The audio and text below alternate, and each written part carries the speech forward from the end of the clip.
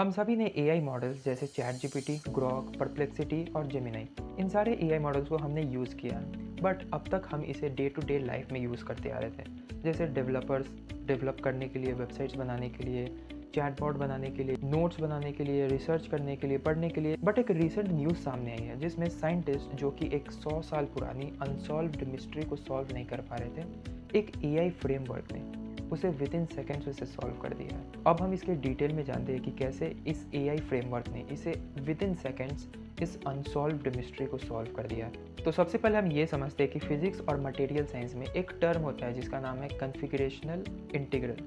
अगर simple words में समझे तो ये एक मैथमेटिकल एक्सप्रेशन है जो ये बताता है कि पार्टिकल एक मटेरियल के अंदर कैसे बिहेव करता है, कैसे एक दूसरे से इंटरैक्ट करता है। अब प्रॉब्लम ये थी कि जैसे जैसे नंबर ऑफ पार्टिकल्स बढ़ता जाता है, कैलकुलेशंस इम्पॉसिबल होती जाती है। मतलब सुपर कंप्यूटर्स को भी हफ्तों लग जाते थे एक छोटा सा रिजल्ट निकालने के लिए, पर वो भी एक्यूरेट रिजल्ट नहीं निकल। अब साइंस की दुनिया में इसको भी एक टर्म दिया गया है जिसका नाम है द कर्स ऑफ डायमेंशनैलिटी।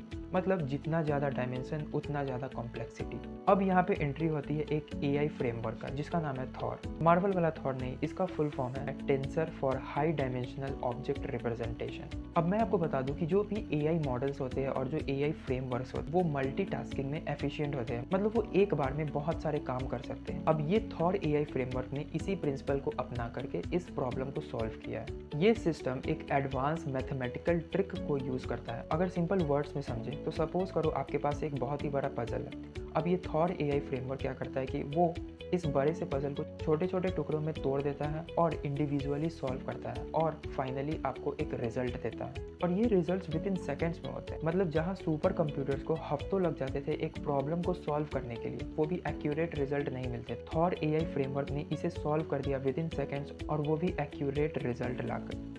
अब ये चीज़ इतनी बड़ी क्यों है? क्योंकि मटेरियल साइंस में अब तक अप्रॉक्सीमेशन पे काम होता था, लेकिन जब से ये एआई फ्रेमवर्क आया है इसने एग्जैक्ट रिजल्ट को ला करके दिया है। अब एग्जैक्ट रिजल्ट आने से साइंटिस्ट लोगों को बहुत चीज़ों की समझ होने लगी। अब इस डिस्कवरी के बाद मेटलर्जी, केमिस्ट्री, फिजिक्स में और डिस्कवरीज देखने को मिल सकती है। फॉर एग्जांपल इसकी मदद से हमें बेटर एलॉयज, बेटर सेमीकंडक्टर्स और भी कई सारी चीज़ें हमें मिल सकती। अब आप ये सोचो कि एआई के आए हुए सिर्फ 2 या 4 साल या लगभग 5 साल हुए हैं। मतलब 2 से 5 साल में हमें इतने सारी चीज़ें देखने को मिली है। अब आप ये सोचो कि आज से 10 साल बाद एआई कितना एडवांस हो जाने वाला है। आज से 10 साल बाद आप इमेजिन नहीं कर सकते हो कि एआई क्या क्या कर सकता है। अब तक हम नॉर्मली एआई को अपने डेली लाइफ में यूज़ करते थे। फॉर एग्जांपल डेवलपमेंट के लिए हम अपने एआई एजेंट्स बनाते थे, एआई चैटबॉट बनाते थे, बट एआई अब ये सब करने लगा है तो बहुत चीज़ होने वाली है आगे फ्यूचर में।